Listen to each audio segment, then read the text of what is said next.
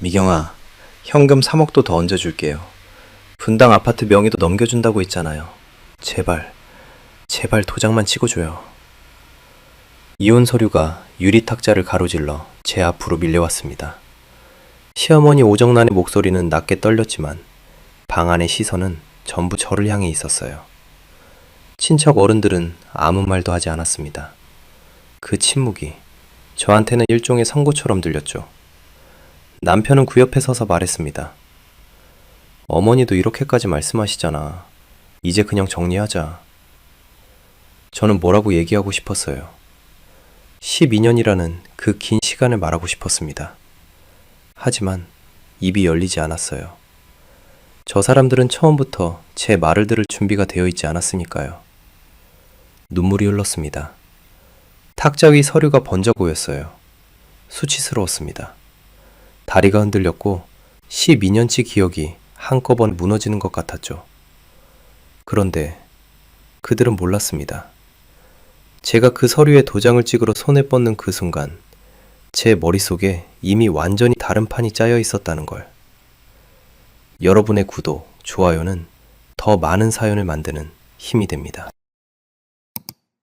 안녕하세요. 저는 윤미경이라고 합니다. 올해 44살이에요. 지금 제가 앉아있는 이 거실은 2달 전까지만 해도 없던 자리입니다.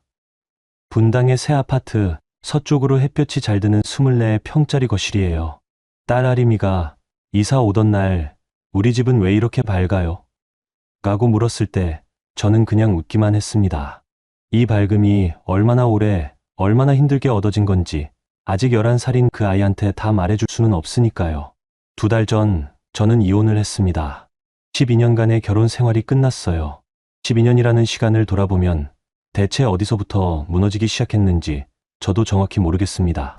처음부터 뭔가 단단히 잘못되어 있었는지도 모르죠. 아니면 저 스스로 너무 오래 버티면서 나 자신을 지워버린 건지도요. 그 경계가 어느 순간 흐릿해졌고 어느 날 보니 제가 없었습니다. 아내 윤미경도 누군가의 엄마 윤미경도 아닌 그냥 강재욱 씨 회사를 굴리는 서류 처리 기계만 남아 있었어요. 남편 강재욱은 수출입 무역회사 대표였습니다. 경기도 성남 소재 직원 12명짜리 중소무역업체였어요. 업력만 보면 제법 됐지만 내부를 아는 사람은 저밖에 없었습니다. 영문계약서 작성, 통관 서류 검토, 선박 관련 공문서 처리, 법인 인감관리, 대표 강재욱의 도장이 찍혀 나가는 서류들을 실제로 만드는 사람은 저였으니까요. 결혼 초반부터 그랬어요. 당신이 이쪽 일 잘 안다고 했잖아요. 라는 말 한마디로 시작된 일이 어느새 회사 전반을 굴리는 역할로 커져 있었죠. 저도 처음엔 괜찮았습니다. 남편 사업이 잘 되면 가족도 좋은 거라고 생각했으니까요. 결혼하고 2해쯤 지났을 때 통관 전문 업체랑 계약을 새로 맺어야 했는데 남편이 서류를 잘못 작성해서 납기가 밀린 적이 있었어요. 거래처 담당자한테 직접 사과 전화를 하고 수정 서류를 이틀 밤 새워 다시 만든 것도 저였습니다. 그 뒤로 자연스럽게 그 역할이 제 몫이 됐어요. 남편은 역시 당신이 있어서 다행이야라고 말했고 저는 그 말이 인정이라고 생각했습니다. 그런데 세월이 지날수록 이상했어요. 제가 만든 서류가 회사를 먹여 살리고 있는데 집에서 제 자리는 점점 줄어들고 있었습니다. 공로는 회사에 녹아 없어지고 의사결정에서는 빠져 있었어요. 중요한 거래처 미팅에 제가 동석해도 사후 보고서를 쓰는 건 여전히 저였지만 명함 교환 자리에 이름이 오르는 건 늘 남편이었죠. 저는 그냥 그런 줄 알았습니다. 그게 결혼 생활이라는 줄 알았어요. 딸 아리미를 낳고 나서는 더 그랬어요. 아이를 키우면서도 서류 작업을 멈추지 않았습니다. 하림이 어린이집 가방을 메어주고 나서 노트북을 켰고 하림이가 저녁에 잠들기를 기다리며 계약서 한 줄을 고쳤어요. 시어머니 오정란은 그런 저를 보면서 가끔 며느리가 참 부지런하다고 했는데 지금 돌아보면 그 말이 진심 어린 칭찬이었는지 아니면 그냥 그렇게 계속하라는 뜻이었는지 모르겠습니다. 어쩌면 둘 다였을 수도 있어요. 그렇게 12년이 흘렀어요. 그리고 어느 날 시어머니 오정란이 저한테 전화를 했습니다. 미경아, 분당 변호사 사무실로 와봐. 잠깐 얘기 좀 하자. 목소리는 평소와 달리 낮았어요. 어딘가 조급한 기색도 있었죠. 저는 그날 회사 서류 마감이 있었는데도 그냥 무시할 수가 없었습니다. 12년 동안 시어머니 전화 한 번 안 받은 적이 없었으니까요. 변호사 사무실은 분당 중심가 빌딩 3층이었습니다. 로비에 들어섰을 때 이미 시어머니와 남편이 안쪽 상담실에 앉아 있었어요. 그리고 낯선 여자가 하나 더 있었습니다. 처음 봤을 때는 누구인지 몰랐어요. 30 중반에서 후반쯤으로 보이는 여자였는데 검은 정장 재킷을 입고 무릎 위에 가죽 서류 가방을 올려놓고 있었습니다. 자세도 반듯하고 눈빛도 흔들리지 않았어요. 뭔가 일이 있다는 건 알았지만 무슨 일인지는 아직 몰랐습니다. 상담실 안에 저까지 네 사람이 앉자 변호사가 자리를 피해줬어요. 그 배려인지 퇴장인지 모를 행동에서부터 저는 이미 오늘 이 자리의 성격을 짐작했습니다. 시어머니가 입을 열었습니다.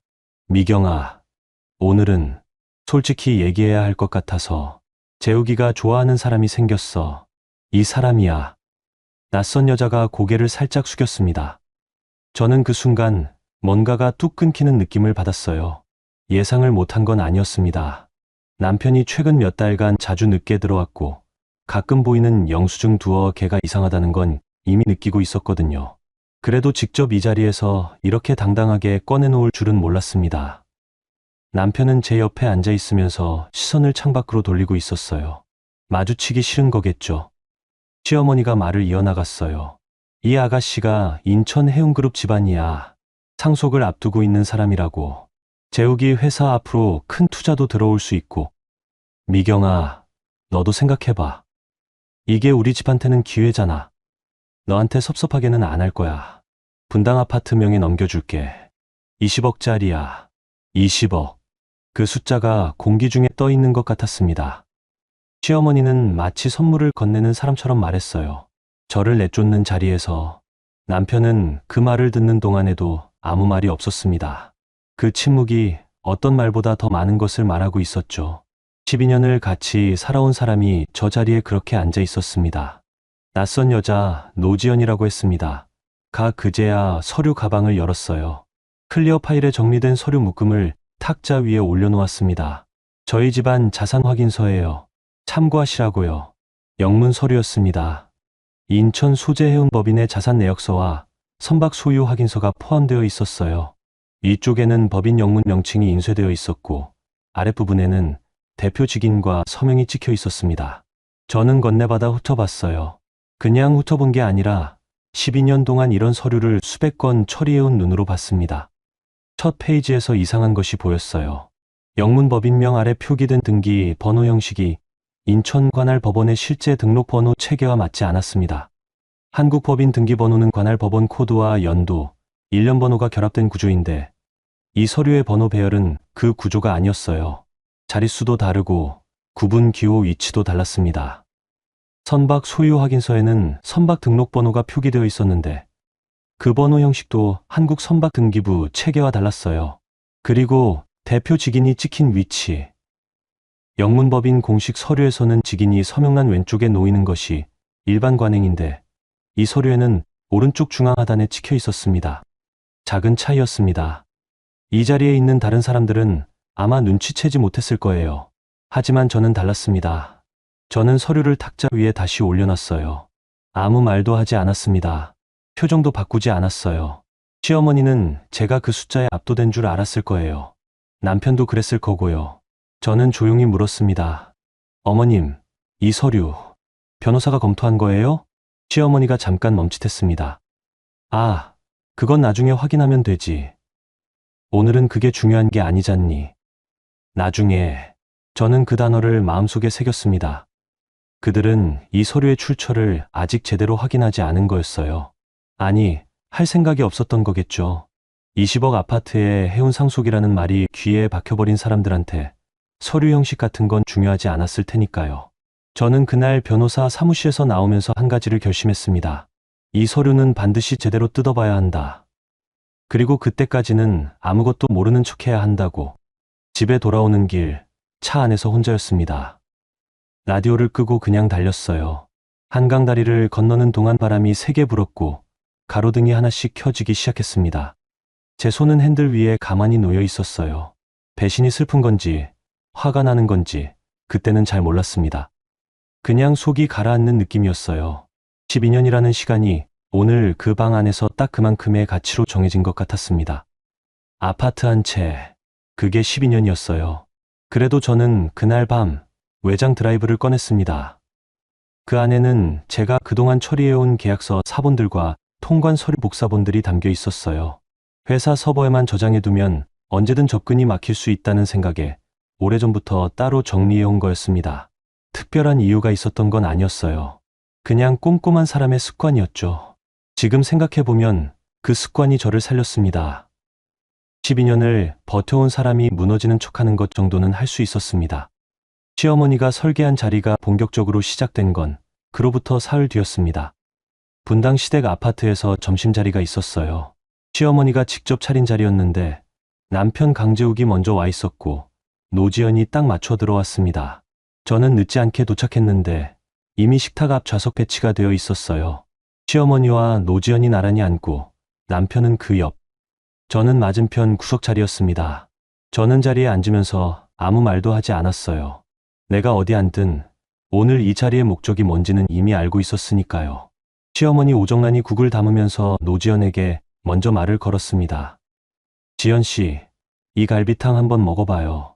우리 재욱이가 어렸을 때부터 좋아하던 거라서.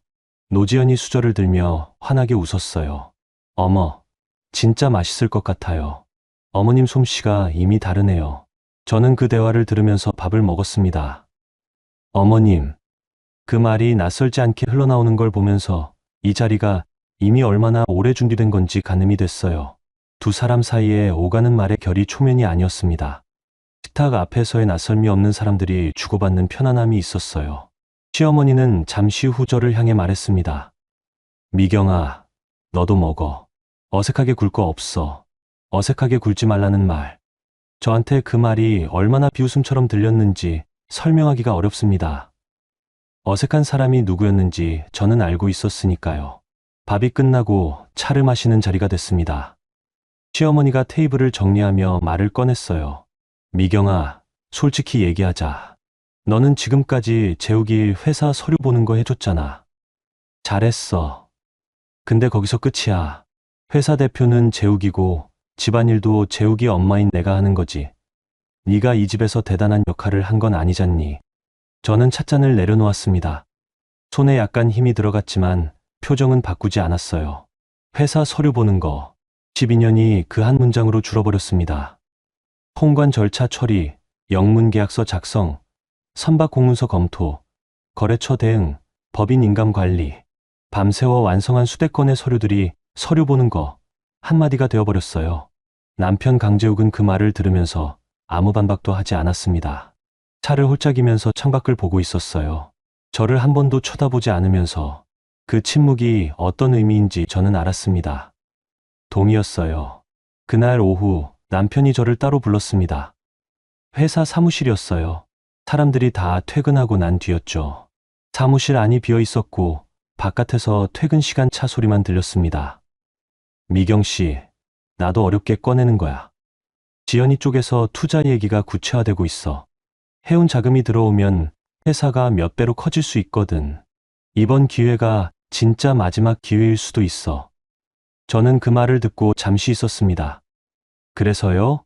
그래서 조용히 정리해주면 어때? 어머니도 아파트 얘기하셨잖아. 나도 거기서 더 보탤 수 있어. 괜찮은 조건이잖아. 솔직히. 괜찮은 조건. 저는 그 말도 마음속에 담아뒀습니다. 그가 이 상황을 얼마나 간단하게 보고 있는지 그 한마디에 다 들어 있었어요.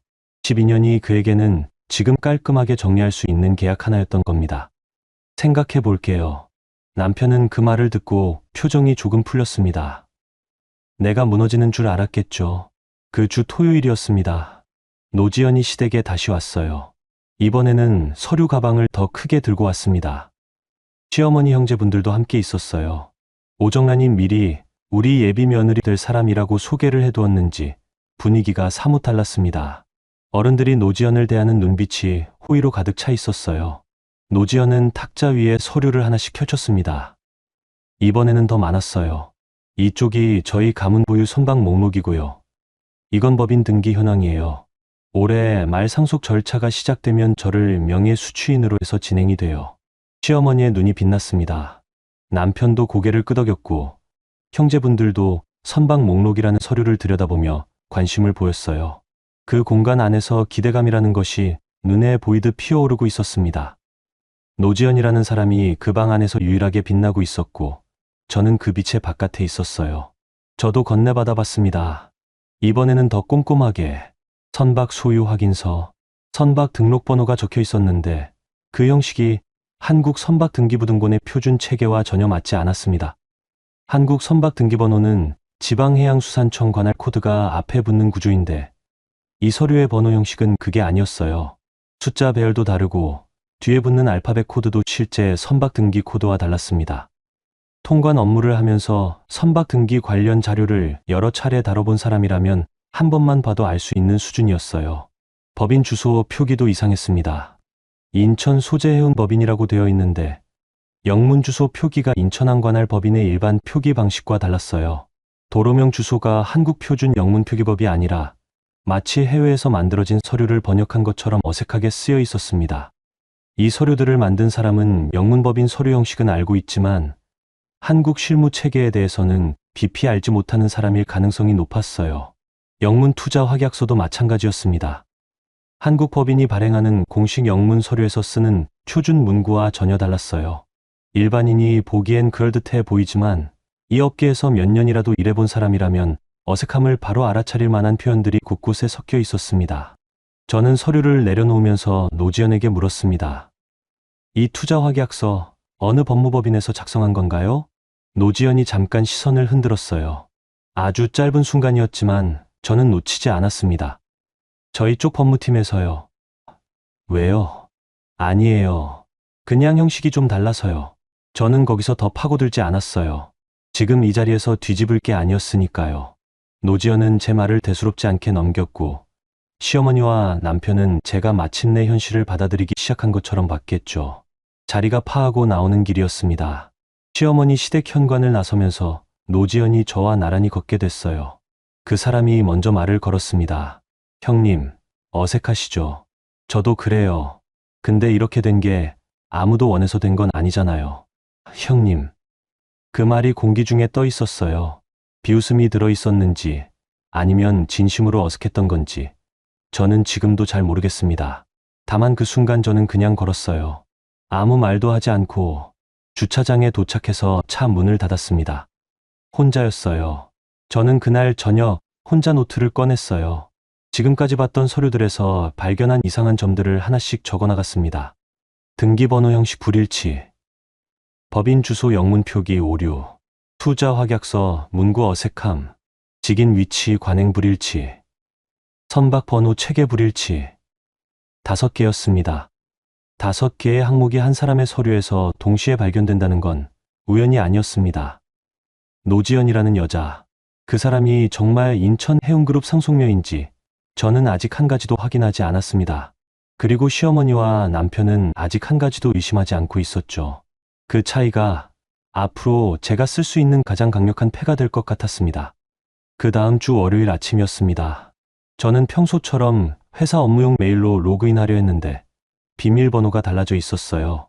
처음엔 제가 잘못 입력했나 싶어서 다시 해봤습니다. 역시 안 됐어요. 3번을 시도한 끝에 이건 실수가 아니라는 걸 알았습니다. 저는 남편한테 전화를 했습니다. 재욱 씨, 회사 메일 비밀번호 바뀌었어요? 잠깐 침묵이 있었어요. 아, 그거. IT 업체 쪽에서 보안 점검하면서 전체 다 바꿨대. 나중에 줄게. 나중에. 또 그 말이었습니다.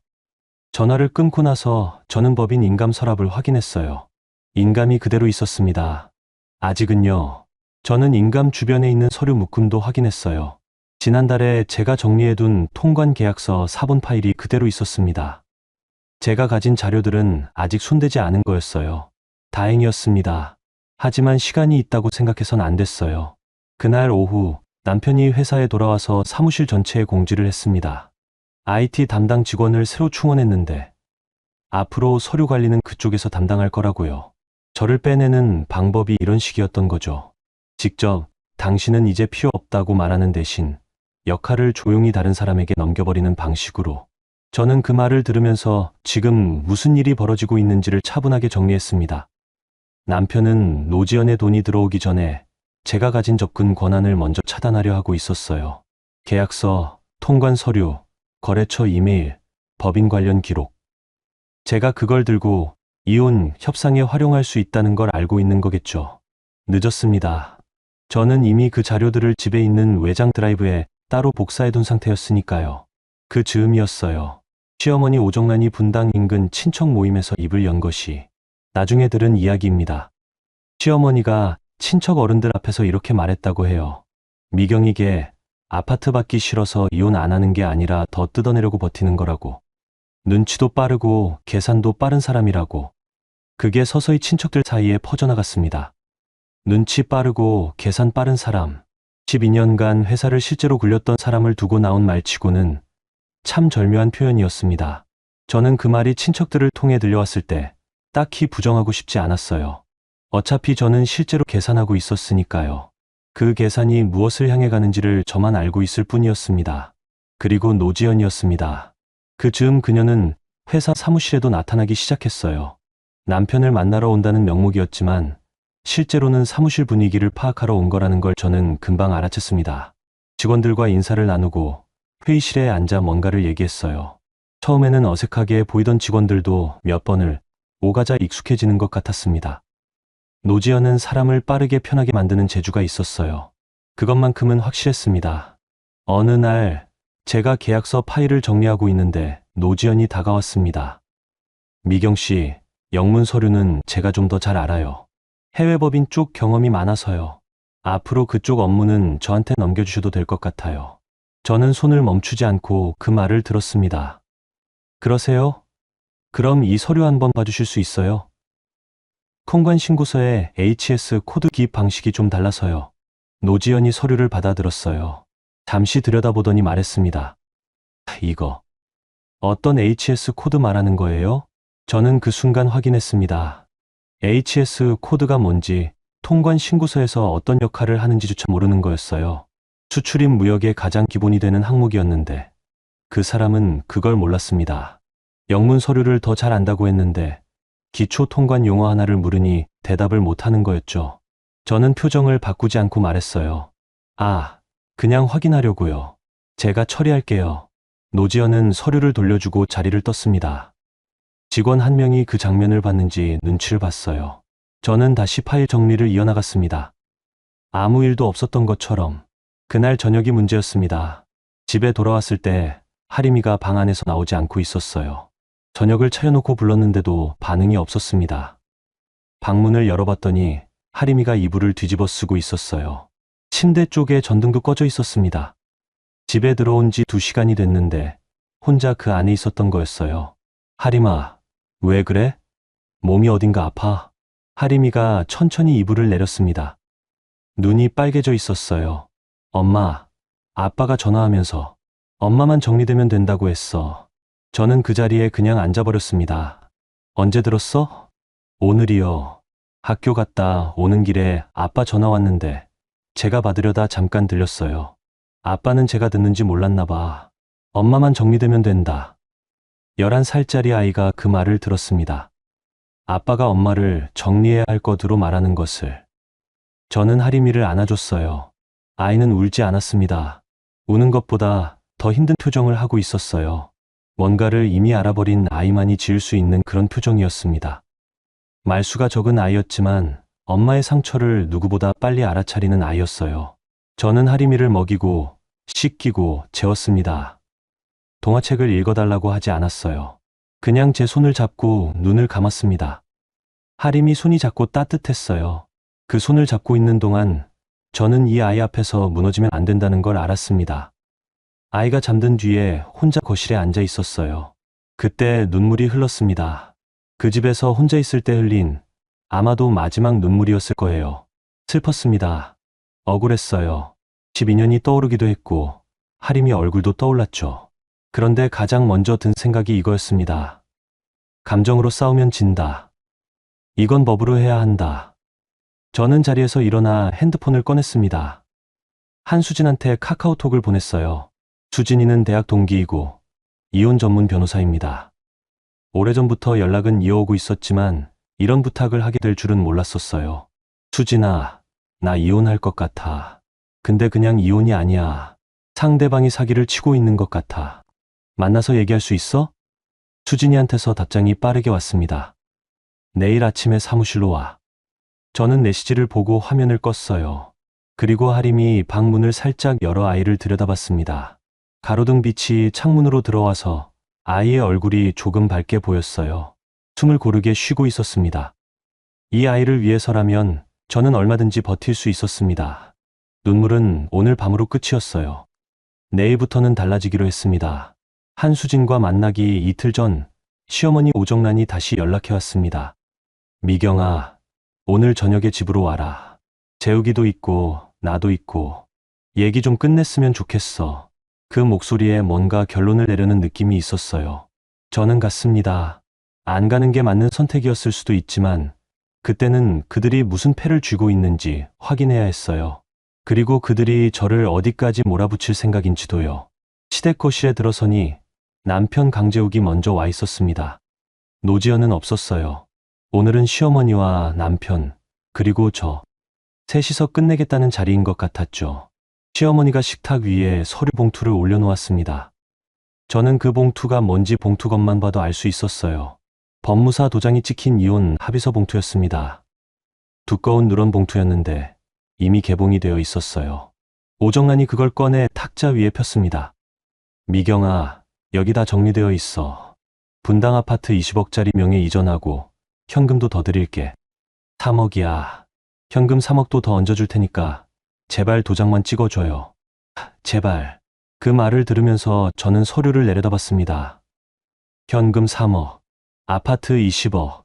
숫자로 보면 나쁜 조건이 아니었어요. 하지만 저는 그게 전부가 아니라는 걸 알고 있었습니다. 중요한 건 숫자가 아니라 조건의 내용이었어요. 저는 서류를 집어들었습니다. 한 줄 한 줄 읽기 시작했어요. 아파트 명예 이전 조건, 현금 지급 일정, 그리고 자녀 양육 조항. 양육비 항목은 협의 후 결정이라고 비어 있었습니다. 법적으로 아무 근거가 없는 빈칸이었어요. 남편이 그 옆에서 입을 열었습니다. 미경 씨, 어머니도 이렇게 다 내주신다잖아. 나도 하림이 양육비는 책임질게. 최대한 맞게 드릴 거야. 최대한 맞게. 저는 그 표현이 불안했어요. 구체적인 숫자를 말하지 않는다는 건 나중에 얼마든지 줄일 수 있다는 뜻이었으니까요. 양육비 얼마예요? 제 물음에 남편이 잠깐 멈췄습니다. 그건 나중에 협의하면 되잖아.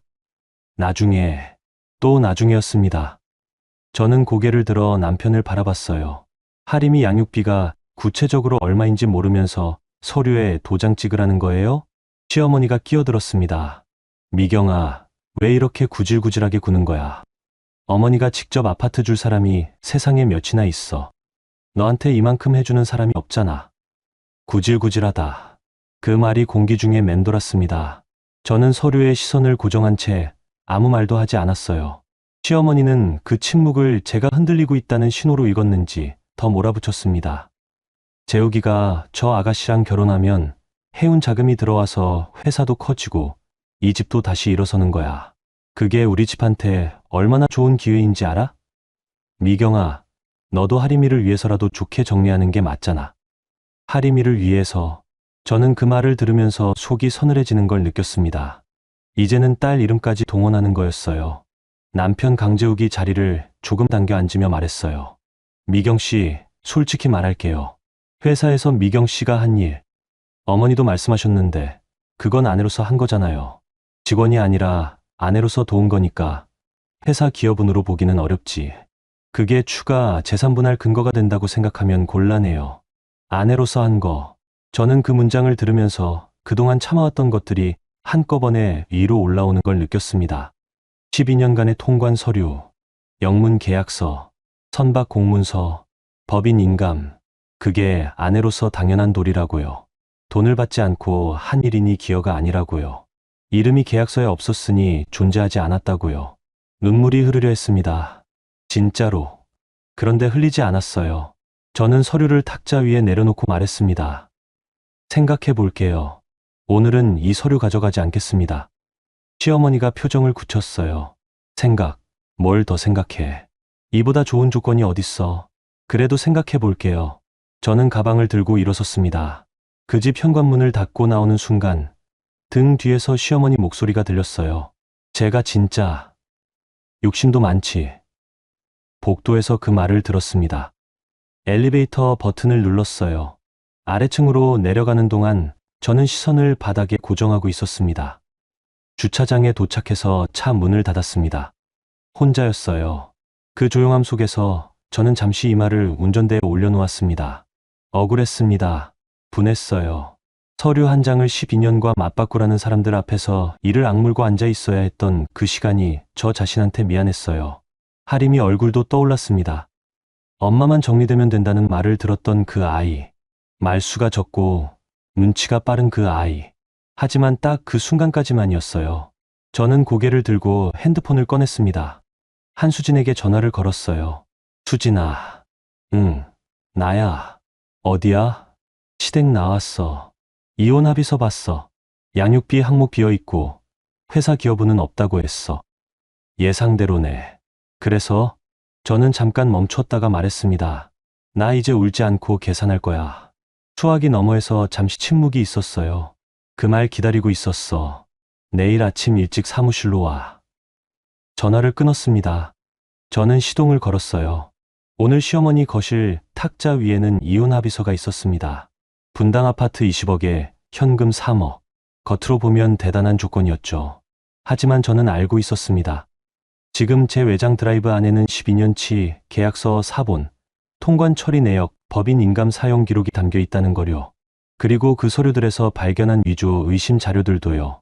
그들이 내민 판은 제가 질 것이라는 전제로 짜여져 있었습니다. 하지만 저는 그 판을 처음부터 다시 짤 생각이었어요. 이튿날 아침, 저는 한수진의 변호사 사무실 문을 열었습니다. 수진이는 테이블 위에 커피 2잔을 준비해두고 있었어요. 제 얼굴을 보자마자 말했습니다. 많이 힘들었겠다. 저는 그 말에 대답하지 않았어요. 가방에서 서류 파일을 꺼내 테이블 위에 올려놓았습니다. 이거 먼저 봐. 수진이가 파일을 펼쳤어요. 제가 직접 복사해두었던 노지연의 서류들이었습니다. 선박 소유 확인서, 영문법인 등기 서류, 투자 확약서, 그리고 그 옆에는 제가 이상하다고 메모해둔 항목들을 정리한 노트가 있었어요. 수진이는 빠르게 훑더니 잠시 멈췄습니다. 그리고 메모 패드에 뭔가를 적기 시작했어요. 저는 그 옆에 앉아 커피를 마셨습니다. 미경아, 이 여자 단순한 애인이 아닌 것 같아. 이 서류 구성이 투자 사기 패턴이랑 비슷해. 접근해서 고액 투자 얘기 꺼내고 위조 서류로 신뢰를 만든 다음 선금 성격의 자금을 빼서 도주하는 방식이야. 이등기 번호 불일치, 법인 주소 표기 오류, 투자 확약서 문구 문제. 이게 동시에 3개가 나오면 실수가 아니라 설계야. 저는 고개를 끄덕였습니다. 이미 짐작하고 있던 거였지만 수진이 입에서 그 말이 나오니 어딘가 무거웠어요.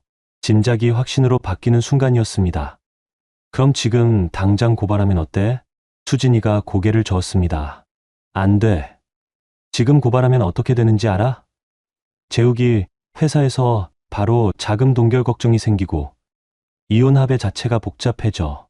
노지연이 도주할 수도 있어.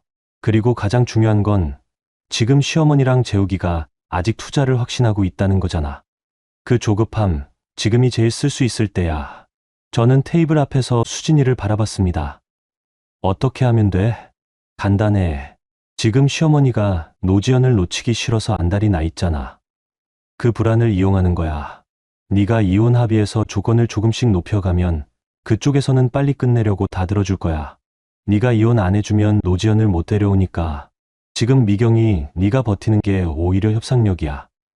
저는 잠시 생각했습니다. 그러다 노지연이 먼저 도주하면? 그러니까 타이밍이 중요해. 노지연이 빠져나가기 전에 이혼 합의서를 법적으로 완전히 확정해야 해. 재산 분할이 법원에 등록되면 건드릴 수 없거든. 그리고 합의서가 확정되는 순간 경찰에 서류 넘기면 돼.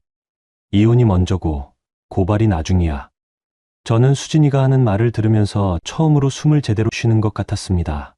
혼자 버텨온 시간 동안 제 머릿속에 있던 생각이 수진이 입에서 정확하게 나오고 있었어요.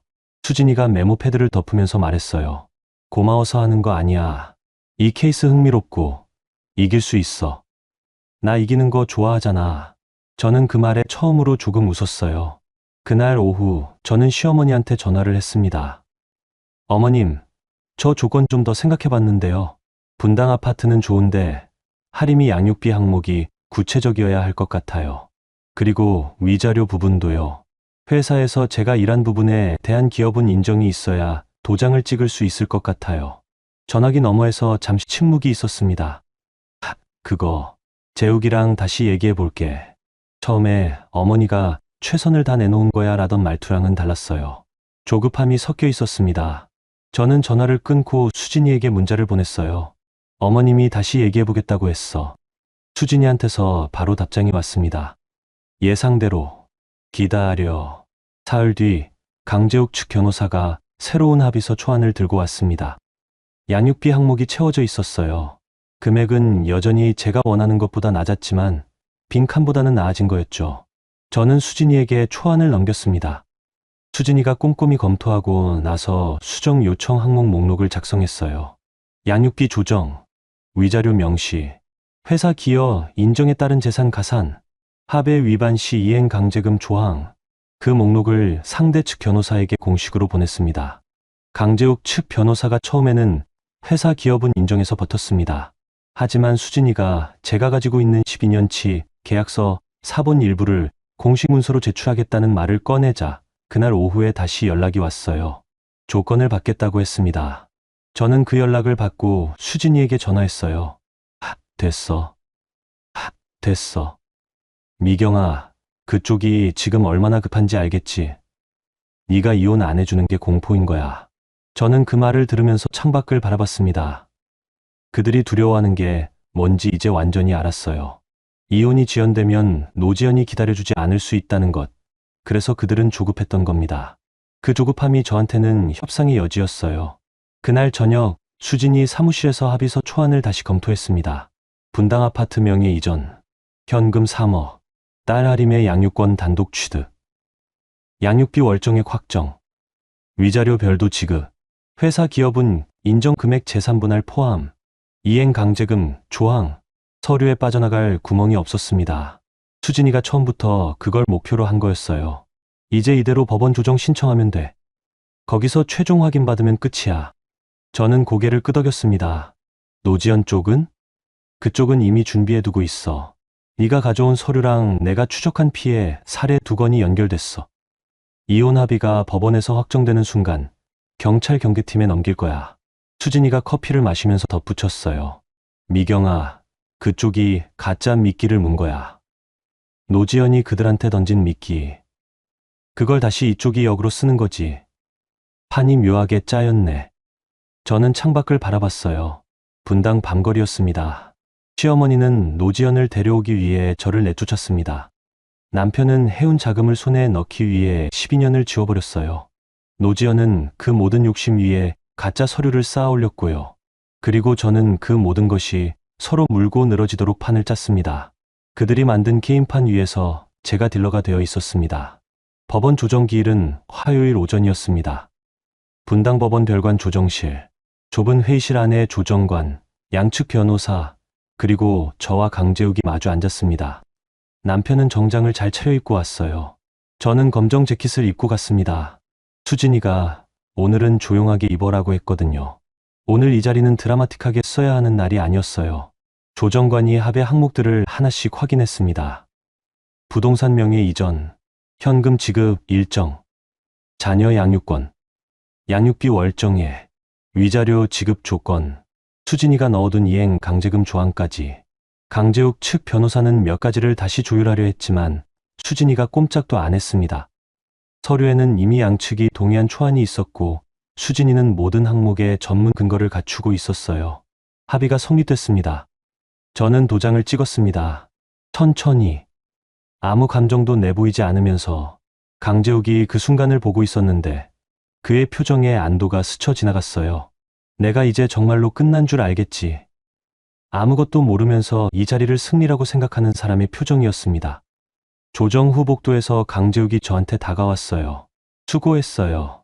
저는 그 말에 대답하지 않았습니다. 그냥 돌아서서 걸어 나왔어요. 시어머니 오정란은 조정실 복도 바깥에서 기다리고 있었습니다.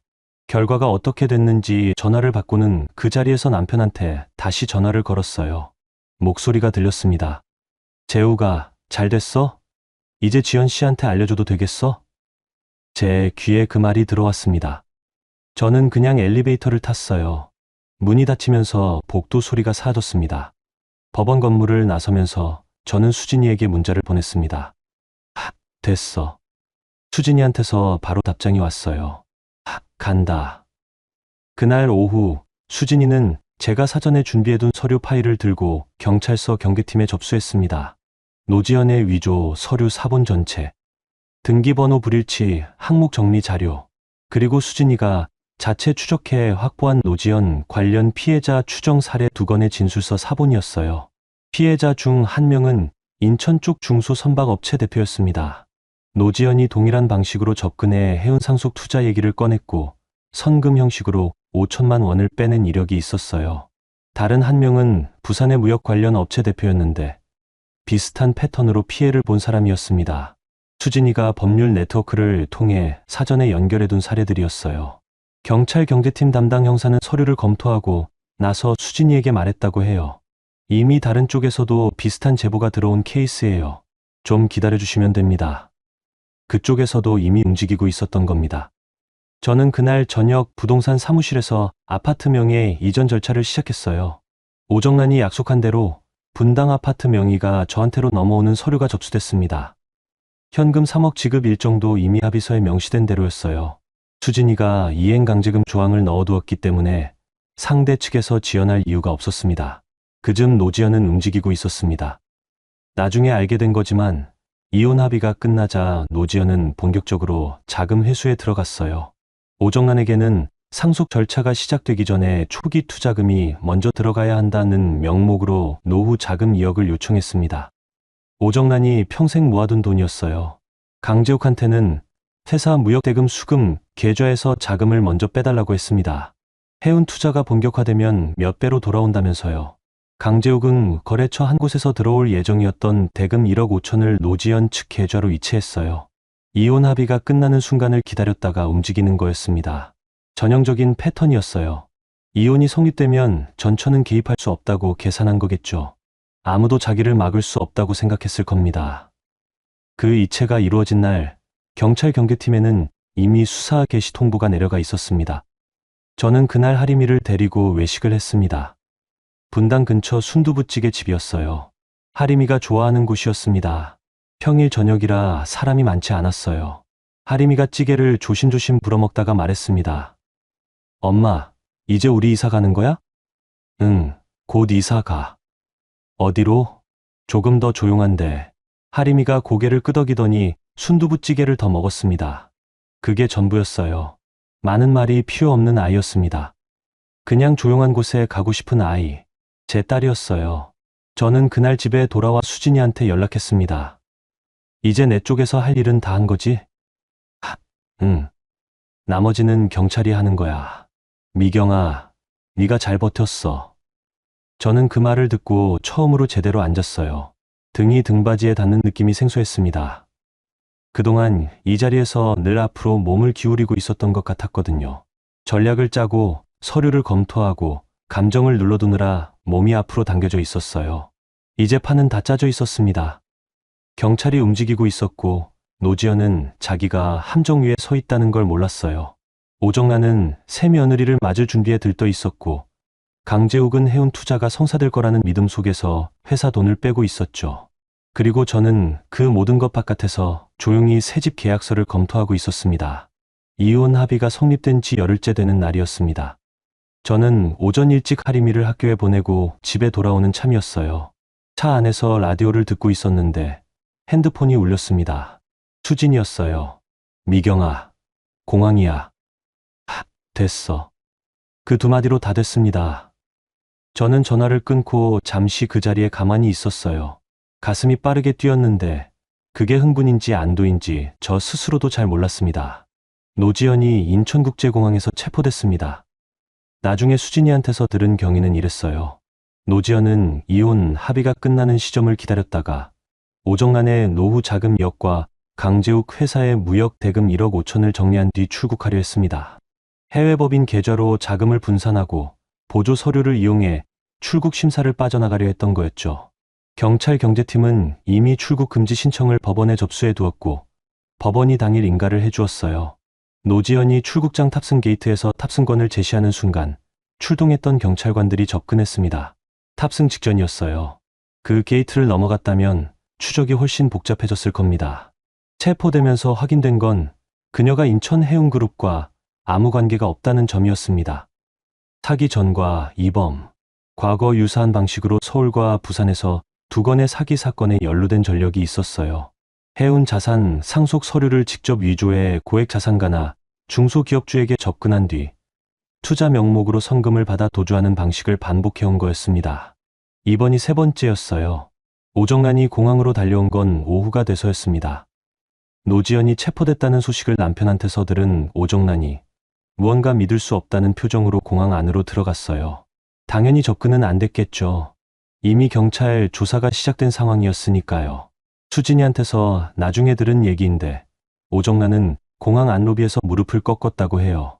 그 자리에 그냥 주저앉았다고. 주위 사람들이 쳐다봤지만 오정란은 꼼짝도 안 했다고 했습니다. 69세의 여자가 평생 모은 노후 자금 2억이 사기 피해금이 됐습니다. 그 돈을 노지연이라는 사람에게 넘긴 건 그 누구도 강요하지 않았어요. 오정란 스스로 해운 상속녀라는 말 앞에서 눈이 멀어 내준 거였죠. 저는 그 장면을 직접 보지는 못했습니다. 그날 저는 새 아파트 이사 준비를 하고 있었거든요. 하림이 책상이 어느 방에 들어가면 좋을지 재고 있었어요. 줄자를 들고 방 안을 오가면서 문 쪽에서 창문까지의 거리를 재고 있었습니다. 아주 평범한 오전이었어요. 그런데 강재욱이 그날 오후 저한테 전화를 했습니다. 미경 씨, 지연이가 사기꾼이었어. 공항에서 잡혔어. 저는 잠시 말을 멈췄습니다. 그래서요? 그러니까. 회사 대금 일부를 지연이 쪽으로 넘겼는데 그게 다 묶였어. 거래처도 문제가 생기고 있고. 미경 씨 좀 도와줄 수 없어? 그 서류들 미경 씨가 알잖아. 저는 그 말을 들으면서 창밖을 바라봤습니다. 서류들이요. 12년 동안 제가 관리한 서류들. 저한테 회사 접근 권한을 끊어놓고 아내로서 당연히 한 일이라고 말하던 그 사람이 이제 다시 그 서류들이 필요하다는 거였습니다. 재욱 씨, 저는 이제 그 회사 직원이 아니에요. 이혼도 됐고요. 그래도 우리 하림이 아버지잖아. 회사가 위기면 하림이한테도 영향이 가는 거야. 저는 잠깐 눈을 감았습니다. 그 말에 어떤 감정이 흔들리는 게 느껴졌어요. 하림이 이름이 나올 때는 여전히 조금 흔들렸습니다. 그게 11살짜리 아이 엄마의 약점이었어요. 하지만 저는 숨을 한 번 쉬고 말했습니다. 하림이 양육비는 합의서에 법적으로 확정되어 있어요. 재욱 씨 회사가 어떻게 되든 그 의무는 유지되고 이행강제금 조항도 있어요. 하림이는 제가 책임집니다. 전화를 끊었어요. 그날 밤 수진이한테서 좀 더 자세한 상황이 왔습니다. 강재욱이 회사 거래처 두 곳에서 대금 지연 통보를 받았고 은행에서도 이자 납입 관련 경고 연락이 왔다고 했어요. 무역 대금 1억 5천이 경찰 수사 연루 자금으로 묶이면서 회사 운영에 직접 영향이 가기 시작한 거였습니다. 거기다가 노지연의 체포 소식이 거래처 일부에 알려지기 시작했어요. 그 회사 대표가 사기 피해를 당한 사람과 연루됐다는 얘기가 업계에 돌기 시작한 거죠. 신용에 문제가 생기는 겁니다. 오정란은 그날 이후 며칠간 연락이 두절됐다고 해요. 아들한테도 전화를 잘 받지 않았다고 했습니다. 저는 그 며칠 동안 이사를 마쳤어요. 하림이 방을 정리하고 책상을 놔주고 하림이가 좋아하는 인형들을 창가 선반에 올렸습니다. 교과서와 공책은 새 책상 서랍에 정리했어요. 커튼도 새로 달았습니다. 하림이가 좋아하는 연두색이었어요. 하림이가 자기 방에 들어가서 잠깐 돌아보더니 말했습니다. 엄마, 여기 좋다. 저는 그 말을 들으면서 문틀에 기댔어요. 눈물이 나올 것 같았는데 나오지 않았습니다. 그 자리에서 굳이 울 이유가 없었어요. 여기가 우리 집이었으니까. 탑승 직전에 멈춰선 게이트 하나가 오랫동안 버텨온 제 자리를 지켜준 거였습니다. 노지연이 체포된 지 열흘쯤 됐을 때였습니다. 저는 오전 일찍 하림이를 학교에 보내고 집에 돌아와 커피를 끓이고 있었어요. 그때 초인종이 울렸습니다. 인터폰 화면을 봤더니 오정란이 현관 앞에 서 있었습니다. 강재욱도 그 옆에 있었어요. 저는 인터폰 수화기를 들지 않았습니다. 화면에서 두 사람을 잠시 바라봤어요. 오정란은 평소랑 달리 옷이 헝클어져 있었고 강재욱은 뭔가를 두려워하는 얼굴을 하고 있었습니다. 평소 그 자신감 넘치던 눈빛이 없었어요. 다시 초인종이 울렸습니다. 오정란의 목소리가 인터폰 너머로 들어왔어요. 미경아, 나야. 좀 열어줘. 제발. 저는 인터폰을 내려놓았습니다. 문은 열어주지 않았어요. 그 뒤로 두 사람이 현관 앞에서 약 30분을 기다렸습니다. 오정란이 바닥에 주저앉는 장면이 인터폰 화면에 잡혔어요. 강재욱은 그 옆에 서 있었습니다. 저는 그 화면을 보면서 커피를 다 마셨어요. 수진이한테 문자를 보냈습니다. 시어머니랑 재욱 씨가 왔어. 안 열어주고 있어. 바로 답장이 왔어요. 잘하고 있어. 30분 이상 거부 후에도 접근이 계속되면 주거침입으로 신고 가능해. 기록 남겨. 저는 인터폰 화면을 캡처했습니다. 시간도 같이 지켰어요. 그즈음 오정란이 인터폰에 다시 말을 했습니다. 미경아, 하림이 생각해. 할머니잖아. 하림이 할머니를 버리면 안 되지. 나도 잘못했어. 미안해. 근데 이렇게 못 들어오게 하면 어떡하니? 저는 그 말을 들으면서 창가로 걸어갔어요. 커튼 너머로 바깥이 보이는 위치에 섰습니다. 할머니잖아. 가족이잖아. 그 논리가 익숙했어요. 12년 동안 비슷한 논리로 저를 붙잡아온 말들이었습니다. 가족이니까 봐줘야 한다. 시어머니니까 참아야 한다. 남편이니까 기다려야 한다. 그 논리 위에서 저는 너무 오래 버텼죠. 하지만 이제는 달랐습니다. 저는 다시 인터폰 수화기를 들었어요. 오정란이 화면 안에서 고개를 들었습니다. 어머님, 오늘 여기 오신 거 기록하고 있어요. 합의된 이사 주소를 무단으로 찾아오신 거니까요. 한 번 더 오시면 주거침입으로 신고할 거예요. 잠시 침묵이 있었습니다. 강재욱이 무언가를 말했어요. 소리가 잘 안 들렸지만 어머니한테 가자고 하는 것 같았어요. 오정란이 인터폰 쪽으로 한 발짝 더 다가왔습니다. 미경아, 하림이 아버지야. 그래도 가족이잖아. 이게 뭐야? 우리한테 이러면 안 되지. 저는 수화기를 내려놓았어요. 더 이상 들을 내용이 없었습니다. 그로부터 열흘 뒤 법원에서 추가 서류 정리가 완료됐습니다. 재산분할 최종 확정, 위자료 지급 완료 확인, 할인 양육권 단독 취득 확정, 양육비 월정액 자동, 이체 설정 완료, 분당 아파트 명의 이전 등기 완료. 수진이가 서류 사본을 보내주면서 문자를 했어요. 다 됐어. 미경아, 이제 건드릴 수 없는 거야. 저는 그 문자를 읽고 오래 들여다봤습니다. 화면을 끄지 않고 그냥 들고 있었어요. 12년치 계약서와 통관 서류, 법인 인감 사용 기록. 그것들이 실제 법적 근거가 되어 재산 분할에 포함됐습니다. 남편이 아내로서 당연히 한 일이라고 말했던 그 서류들이 결국 숫자로 환산되어 제 재산이 됐어요. 지워진 것들이 다시 불려왔습니다. 그중 강재욱은 파산 위기에 놓였습니다. 거래처 두 곳에 대금이 묶였고 은행 대출 이자가 연체됐어요. 경찰 수사 연루 자금 동결이 회사 운영에 직접 타격을 주었습니다. 노지연이 빼내간 1억 5천은 돌아오기 어려웠어요. 형사 사건이 진행 중이었고 민사 청구를 해봤자 회수 가능성이 불투명했습니다. 오정란은 평생 모은 노후 자금 2억이 사기 피해금으로 묶이면서 당장의 생활비가 문제가 됐다고 들었어요. 분당 아파트는 이미 제 명의로 이전이 됐고 시어머니 이름으로 남은 재산이 많지 않았습니다. 노지연을 새며느리로 들이기 위해 내놓은 카드들이 하나씩 다 사라진 거였어요. 저는 그 소식들을 들으면서 특별한 감정을 느끼지 않으려 했습니다. 통쾌함인지 안도인지 뭔가 복잡한 감정이 섞여 있었지만 오래 들여다보지 않았어요. 그들의 몰락에 집중하는 대신 저는 이미 앞을 보고 있었거든요. 어느 저녁이었어요. 하림이와 마주 앉아 저녁을 먹고 있었습니다. 새 아파트 식탁이었어요. 제가 끓인 미역국이 있었고 하림이가 좋아하는 계란말이가 있었습니다. 텔레비전은 켜지 않았어요. 그냥 조용한 저녁이었습니다. 하림이가 밥을 먹다가 말했어요. 엄마, 우리 집은 왜 이렇게 조용해요? 저는 잠깐 하림이를 봤습니다. 좋아? 응. 조용해서 좋아. 저는 밥을 한술 더 먹었어요. 그래. 이제 우리 집은 조용한 데야. 하림이가 계란말이를 한 조각 집어 먹으면서 고개를 끄덕였습니다. 별말 없이 다시 밥을 먹었어요. 그게 전부였습니다. 긴 말이 필요 없는 저녁이었습니다. 저는 그날 밤 설거지를 마치고 하림이가 숙제하는 옆에 앉아 있었어요. 하림이가 수학 문제를 풀면서 가끔 저한테 묻고 저는 옆에서 같이 들여다봤습니다. 라디오에서 조용한 음악이 흘러나오고 있었어요. 저는 그 시간이 아무것도 특별하지 않은 그 시간이 참 좋았습니다. 12년 동안 제가 원했던 건 어쩌면 거창한 게 아니었는지도 모르겠어요. 조용한 저녁, 딸과 나란히 앉아 있는 시간, 위협이 없는 공기, 새 아파트 창문 너머로 분당의 밤이 들어오고 있었습니다. 가로등 불빛이 커튼을 통해 옅게 들어왔어요. 하림이가 문제집 한 장을 넘기면서 다 풀었다 라고 말했습니다. 저는 잘했네 라고 했어요.